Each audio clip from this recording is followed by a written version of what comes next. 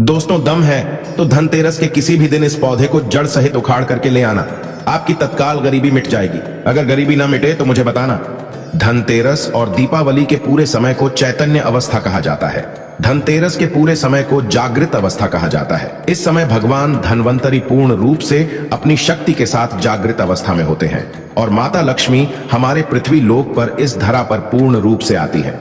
इसलिए मां लक्ष्मी के आने के कारण 5 दिनों तक हर प्रकार के पेड़ पौधे जीव जंतु में जागृत अवस्था होने के कारण अर्थात माता के आने के कारण ये सब जागृत अवस्था में हो जाते हैं, चैतन्य हो जाते हैं और ये अपना प्रभाव जितने भी पेड़ पौधे जड़ी बूटी हैं ये तत्काल दिखाते हैं।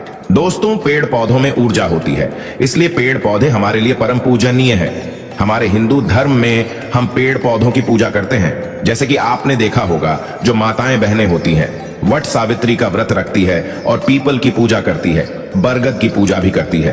अब बरगद की पूजा क्यों करते हैं? क्योंकि हमारे पुराणों में पेड़ पौधों को अध्यात्म का देवता कहा गया है। पेड़ पौधों में देवी देवताओं के अंश बसते हैं, देवी देवताओं के प्राण बसते हैं, इसलिए हमें पेड़ पौधों की पूजा करनी चाहिए। देखिए, जो पेड़ पौधे हैं हमें मुफ्त में प्राण वायु प्रदान करते हैं। पेड़ पौधों से ये सारे चराचरी जितने भी सारी दुनिया चल रही है कैसे चल रही है, जैसे कि समय में बारिश का होना, वातावरण को संतुलन बनाए रखना, ये सब पेड़ पौधों के कारण ही हो पा रहा है। तो धनतेरस के समय में, रात के समय में ऐसा कौन सा पौधा है जिसे उखाड़ करके लाना है, जिससे आपकी गरीबी तत्काल मिटेगी? मैं आप लोगों को जबरदस्त चमत्कारी पौधे के बारे में बताऊंगा। वीडियो में आगे बढ़ने से पहले, जानकारी बताने से पहले, अगर आज की वीडियो मिस कर दी तो फिर बाद में आपको रोना ही पड़ेगा, पछताना पड़ेगा, क्योंकि धनतेरस पर्व ही एक ऐसा समय होता है जिस समय में पेड़ पौधे जड़ी बूटी पूर्ण रूप से जागृत अवस्था में होती है। और मैं हर दिन वीडियो में बताता हूं कि जागृत चीज ही हमेशा प्रभाव दिखाती है। उसमें चैतन्य होना जरूरी है, उसमें प्राण डालना, शक्ति डालना जरूरी होता है, क्योंकि भगवान धन्वंतरी को जड़ी बूटी के देवता कहा जाता है, धन के देवता कहा जाता है, आयुर्वेद का देवता इन्हें खास तौर पर माना जाता है। दोस्तों, आगे बढ़ने से पहले कमेंट बॉक्स में अपनी राशि भी डाल दीजिएगा। यदि हमारे पास कोई उपाय होगा तो वह आकर हम आपके कमेंट के रिप्लाई में बता देंगे। राशि के अनुसार उपाय करने से लाभ ही लाभ मिलता है। दोस्तों, धनतेरस के समय में कोई भी पौधे को लाते हैं तो आपको मंत्र जाप करने की जरूरत नहीं पड़ती, उसे सिद्ध करने की जरूरत नहीं पड़ती। वो पेड़ पौधे स्वयं धनतेरस के समय में भगवान धन्वंतरी के होने के कारण, दीपावली का पर्व होने के कारण स्वयं सिद्ध हो जाते हैं। बस धनतेरस के समय में इन पेड़ पौधों को आपको अपने घर में लाना चाहिए। तो कौन से ऐसे पौधे हैं जिस पौधे को घर में लाने से व्यक्ति की गरीबी मिटती है, दुर्भाग्य दूर होता है? इस वीडियो में मैं आप लोगों को सारी जानकारी विस्तार से बताऊंगा। अगर आप भी माता लक्ष्मी के सच्चे भक्त हैं तो वीडियो को लाइक कर चैनल को सब्सक्राइब जरूर करना। कमेंट बॉक्स में जय माता दी जरूर लिखना। आइए इस वीडियो में जानते हैं कौन से पौधे को हमें धनतेरस के समय में लाना चाहिए। प्रथम पौधा है सहदेवी। अभी मैं आप लोगों को सहदेवी की जानकारी बता रहा हूं, ध्यान से सुनना। देखिए, सहदेवी जो है, अगर आपको किसी भी प्रकार की, जैसे कि दैहिक, दैविक और शारीरिक किसी भी प्रकार का कष्ट है, आप चाहते हैं इसे तत्काल दूर करना, तो रामबाण से भी अमोघ ये तीव्र रूप से काम करता है। सहदेवी का पौधा दैहिक, दैविक और भौतिक ये सभी प्रकार के कष्टों को तत्काल दूर करती है।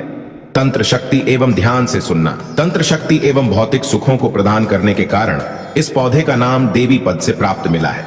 इसे सहदेवी कहा जाता है। ये सभी वनस्पतियों की देवी है, मां है, इसलिए इस पौधे को सहदेवी कहा जाता है। अगर आपको समझ में नहीं आ रहा है सहदेवी का पौधा कैसा होता है, तो इस प्रकार से हमारी वीडियो में देख लीजिए। इसी को कहते हैं सहदेवी का पौधा। अगर आप गांव में रहते हैं तो बहुत ही आसानी से ये पौधे देखने को मिल जाते हैं। शहर में रहते हैं तो कई जगह जो बंजर जमीन रहती है, जहां पर खेती वगैरह नहीं होती, वहां पर ये पौधे बिना उगाए ही उग जाते हैं। धनतेरस में आप कहीं भी ग्रामीण इलाकों में रहते हैं, खेती खलियानी में चले जाइए, या फिर जो नहर वगैरह होती है, या फिर जो नदी के किनारे, वहां पर ये पौधे बहुत ही आसानी से मिल जाते हैं। शहर में रहते हैं तो फिर भी ये ढूंढने से मिल जाते हैं। नदियों के तट पर भी बिना उगाए ही उगे होते हैं। तो आइए मैं आप लोगों को इसके लाने के फायदे बताना चाहूंगा और इसे कितने टाइम लाना चाहिए ये भी मैं आप लोगों को बताऊंगा। तो देखिए, हमारे धर्मशास्त्र कहते हैं तुलसी के साथ गमले में इस पौधे को लगाने से बगल में तुलसी का पौधा लगाइए और तुलसी के बगल में गमले के साथ में इस पौधे को लगाइए। और अगर तुलसी के साथ इस पौधे को अपने घर में लगा करके पूजा अर्चना करते हैं तो सभी प्रकार की अलौकिक सुखों की प्राप्ति होती है। इससे भगवान धन्वंतरी प्रसन्न होते हैं। तुलसी के पौधे के साथ इसे लगा देते हैं तो फिर इसके जो प्रभाव है कई गुना बढ़ जाते हैं, क्योंकि इस पौधे को साक्षात मां दुर्गा का स्वरूप माना जाता है। इसलिए इसे देवी पद प्राप्त है। ये सभी प्रकार की बीमारियों को दूर करने में समर्थवान है। ये सभी प्रकार की सिद्धियों को देने वाली कही गई है। कभी इसके बारे में मैं आप लोगों को जो पुराणों में जानकारी लिखी है, जैसे कि हमारी वनस्पति शास्त्र है, इसमें जानकारी लिखी है। हमारे तंत्र जो बुक है उसमें जानकारी लिखी है, उसके बारे में मैं आप लोगों को अच्छे से वीडियो बना करके बता दूंगा। तो चलिए मैं आप लोगों को इसके अनगिनत एवं चमत्कारिक प्रयोग बताने का प्रयास करूंगा। तो तकिए के नीचे इसकी जड़ को रखने से बहुत से आप में से लोग बोलते हैं ना कि गुरुजी हमें नींद नहीं आती। तो तकिए के नीचे इसकी जड़ को रखने से गहरी नींद आती है, या फिर बेड के नीचे इसके पौधे को रखने से आपको बिल्कुल ही गहरी नींद आना शुरू हो जाएगी। अनिद्रा की बीमारी को दूर करने का यह रामबाण पौधा है। इसे हाथ में रख करके कोई भी मंत्र जपते हैं तो जल्दी सिद्धि की प्राप्ति होती है। यहाँ तक कि भूत भविष्य वर्तमान तक की सिद्धि आप इससे प्राप्त कर सकते हैं, वो भी मंत्रों के माध्यम से। दोस्तों, इसकी जड़ का तिलक लगाने से ये हमारे शरीर में सम्मोहन शक्ति को बढ़ाता है। अगर आप किसी का वशीकरण करना चाहते हैं, अगर आप कोई बड़े पद पे हैं, आप चाहते हैं कि सब लोग आपको देख करके मोहित हो जाए, या फिर आप प्रवचन करते हैं, आप चाहते हैं कि आपकी बात हर कोई सुने, तो इसका तिलक लगा करके आप जो है सभा में जाइए। सभी लोग आपकी तरफ मोहित हो जाएंगे, आप ही को देखेंगे, आपकी बात को मानेंगे, यानी आपके बंधन में बंध जाएंगे। हमारे धर्मशास्त्र कहते हैं, कौन से धर्मशास्त्र कहते हैं, जैसे कि वनस्पति शास्त्र है, इसमें लिखा है कमर में बांध करके, अगर इसे कमर में बांध लिया जाए, लाल कलर के कपड़े में लपेट करके और संपन्न बनाया जाए तो ये विजय का स्तंभन करता है। तिजोरी में इसको रखने से धन की बढ़ोतरी होती है। कैसा भी कंगाल घर हो, अगर तिजोरी में इसकी जड़ को रखा जाए तो धन दौलत से परिपूर्ण बन जाते हैं। और आप सभी दर्शकों को बताना चाहूंगा, इस पौधे को घर में लगाने से तंत्र मंत्र शक्ति नहीं लगती। इसकी जड़ मुख में रखने से अदृश्य शक्ति दिखाई देती है। आप में से अधिकतर लोग बोलते हैं ना कि गुरुजी हमें अदृश्य शक्ति देखना है। हमें अदृश्य शक्ति किस प्रकार से दिखाई देगी? अदृश्य शक्ति में जैसे कि अलौकिक शक्ति में देवी देवता, भूत प्रेत पिशाच निशाचर कई, ये जो शक्तियां हैं जो हम अपने नग्न आंखों से नहीं देख सकते, ये शक्तियां दिखाई देने लगती हैं। तो अगर आप अलौकिक शक्ति के दर्शन करना चाहते हैं, जैसे कि देवी है, देवता है, गांव में रहते हैं, तो जो ग्रामीण के देवी देवता हैं, शहर में रहते हैं, तो वहां पर उपस्थित जो भी भैरव है, देवी देवता है, तो उनके दर्शन प्राप्त करना चाहते हैं, तो इसकी जड़ को मुख में रखने से अदृश्य शक्ति दिखाई देने लगती है। और मैं एक मंत्र बताऊंगा, उस मंत्र को कल की वीडियो में बताऊंगा। उस मंत्र से एक मंत्र आपको जाप करना होता है, इसकी जड़ को मुख में रखना होता है, तो अदृश्य शक्ति प्रकट होती है। और जो भी आप बोलेंगे वो अदृश्य शक्ति आपको सामग्री ला करके देती है। दोस्तों, इसकी जो जड़ है, इसका जो पौधा है, रात 12 बजे के बाद धनतेरस के किसी भी टाइम में आप ला सकते हैं, क्योंकि ये धनतेरस और दीपावली के टाइम में रात्रिकालीन का ही सबसे ज्यादा महत्व होता है। 12 बजे के बाद में लाते हैं तो भगवान धन्वंतरी की जो संपूर्ण शक्ति है रात्रि के समय में जागृत अवस्था में पूर्ण रूप से होती है। तो 12 बजे के बाद धनतेरस के किसी भी दिन में इस पौधे को जड़ सहित आपको उखाड़ करके ले आना है और ला करके आपको अपने घर में इसे गमले में लगा देना है। बिल्कुल ही आपको नंगे पैर जाना है। किसी भी प्रकार की आपको जो है खड़ाऊ वगैरह है, या फिर चप्पल वगैरह है, या फिर जूते वगैरह है, ये पहन करके नहीं जाना है। दोस्तों, अब बात करते हैं दूसरे पौधे के बारे में। ध्यान से सुनना, जो दूसरा पौधा है इसे विष्णु कांता के नाम से जाना जाता है। कई लोग इसे अपराजिता बोलते हैं। ब्रह्मदेव ने सृष्टि के निर्माण के समय सर्वप्रथम इस पौधे को उत्पन्न किया था, इस पौधे की रचना की थी, एवं भगवान श्री हरि विष्णु जी ने इस पर वास किया था। इसलिए इस पौधे को एक प्रकार की कांति की प्राप्ति हुई है, एक प्रकार की ऊर्जा की प्राप्ति हुई है। इसलिए ज्ञानी लोग इस पौधे को विष्णु कांता के नाम से जानने लगे हैं। दोस्तों, इसे अपराजिता के नाम से क्यों बोलते हैं?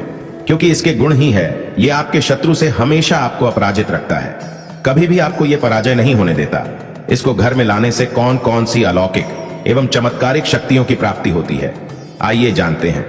देखिए, इसे मुख में दबा करके अगर आप अपने शत्रु से लड़ने के लिए जाते हैं, अगर सैन्य वर्ग के हैं, जैसे कि सेना वर्ग के हैं, और आप शत्रु से लड़ने के लिए जाते हैं, तो यह शत्रु को पराजित करता है। या फिर आपको कोई शत्रु अनावश्यक तंत्र बाधा करते हैं, परेशान करते हैं, तो उसकी जड़ को भी मुख में दबा करके रखने से आपके शत्रु पराजित हो जाते हैं, उनकी विद्या उन्हीं पर वापस हो जाती है।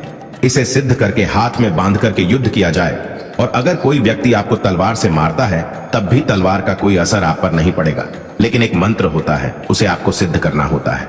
ये पौधा लक्ष्मी को प्रिय होने के कारण अगर आप ये पौधा धनतेरस के समय में घर में लगा करके रखते हैं, तो सुख संपत्ति एवं नाना प्रकार के भोग की प्राप्ति होती है।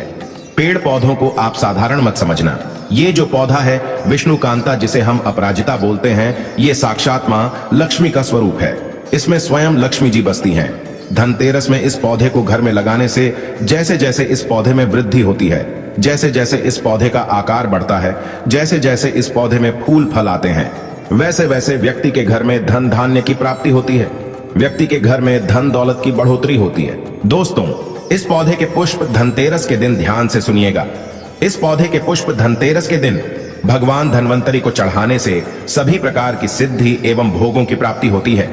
अगर आप चाहते हैं आपको सभी प्रकार के भोगों की प्राप्ति हो जाए, सभी प्रकार की सिद्धियों की प्राप्ति हो जाए, तो धनतेरस के दिन इस पौधे के सफेद कलर के पुष्प भगवान धन्वंतरी को चढ़ा देना।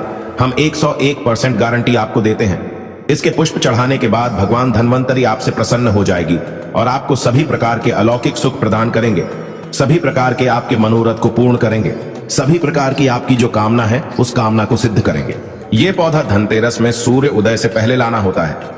इस पौधे को धनतेरस के समय में सूर्य उदय से पहले लाने का विधान है। तो दोनों पौधे लाने से पहले हमने आज की इस वीडियो में 2 पौधे बताए हैं, चमत्कारी पौधे। ये दोनों पौधे धनतेरस के समय में आप किसी भी दिन ला सकते हैं। तो ये दोनों पौधे लाने से पहले उन्हें अक्षत धूप दिखाकर कि आपको इसे अपने साथ चलने की प्रार्थना करनी है। इन्हें निमंत्रण देने की कोई जरूरत नहीं है। धनतेरस के समय में आप किसी भी टाइम में ला सकते हैं। बस आपको निमंत्रण इस प्रकार से देना है, आपको धूप रख लेना है, अक्षत रख लेना है और आपको प्रार्थना करना है कि हे औषधि महाराज, मैं आपको इस कार्य हेतु ले जाने आया हूं, या फिर आप हे देवी माता, मैं आपको इस कार्य के लिए लेने आया हूं। इस प्रकार से आपको प्रार्थना बोलनी है। गरीबी मिटानी है तो गरीबी बोल सकते हैं। दोस्तों, आप चाहते हैं कि आपके घर में सुख संपत्ति धन वैभव की प्राप्ति हो, तो इस पौधे को बोल सकते हैं कि हे वृक्ष, या फिर हे औषधि महाराज, हे धन्वंतरी भगवान, या फिर हे माता, मैं आपको अपने घर में अलौकिक सुखों की प्राप्ति हेतु ले जाने आया हूं। कृपया पूर्ण शक्ति के साथ आप मेरे साथ चले। इस प्रकार से प्रार्थना करते हुए आपको अक्षत चढ़ा देना है और वहां पर थोड़ी सी धूप दीप दिखा देना है। वहां पर एक दीपक जला देना है और प्रार्थना करते हुए जड़ सहित इस पौधे को उखाड़ करके ले आना और ला करके आपको दूसरे दिन अपने घर में गमले में इसे लगा लेना है। आप यकीन माने, ये पौधे जब तक आपके घर में लगे रहेंगे, आपके घर के वातावरण को शुद्ध रखेंगे। आपके घर में किसी भी प्रकार की तंत्र बाधा नहीं लगेगी। आपके घर में कुलक्ष्मी कभी नहीं आएंगी। आपके घर में दुख तकलीफ एवं बार बार जो बीमारी होती है, घर परिवार के लोगों को जैसे वास्तु दोष लग जाता है या फिर किसी भी प्रकार का दोष लग जाते हैं, शनि दोष, राहु दोष, काल सर्प दोष आदि, तो बहुत सारी बीमारी सभी प्रकार के दोषों से आपको बचाए रखने का काम करेंगे। आपकी आध्यात्मिक उन्नति होगी, आपकी प्रगति होगी। तो अगर आप भी अपने दुर्भाग्य को सौभाग्य में बदलना चाहते हैं तो धनतेरस के किसी भी दिन इन दोनों पौधों में से कोई एक पौधा अवश्य ले आइएगा और अपने घर में लगाएगा। आपकी अध्यात्म उन्नति होगी, आपकी प्रगति होगी। अगर आपको वीडियो अच्छी लगी तो वीडियो को लाइक कीजिए,